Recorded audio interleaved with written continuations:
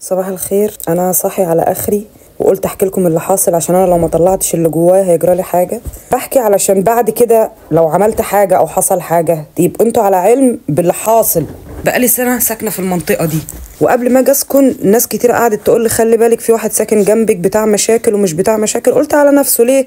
هو راجل كبير في السن، راجل كبير قوي يعني قد جدي مش قد ابويا كمان. فقلت ايه بتاع مشاكل لنفسه مش بتاع مشاكل لنفسه، انا ولا بختلط بجيران ولا ليا دعوه بحد، مش تناكه مني، بس انا في حالي، انا طول عمري في حالي. لكن انت لو اختلطت بالناس الناس هتبقى في حالك. وده بالفعل اللي عمله جاري ده، مش هقول اسمه، بس الناس اللي من المنطقه واللي بيشوفوا الستوري وهو نفسه بيشوف الستوري عارفين هو مين. صباح الخير يا جاري، انت في حالك وانا في حالي، بس هو لكاك يعني بيجيب في سيره الناس ويرص. يعني انا معايا اسرار الشارع كلها، خبط عليا مخصوص عشان يحكي لي ده عمل ايه ودي عملت ايه والناس دول بيعملوا ايه والست دي وبناتها بيعملوا ايه والست اللي ورانا دي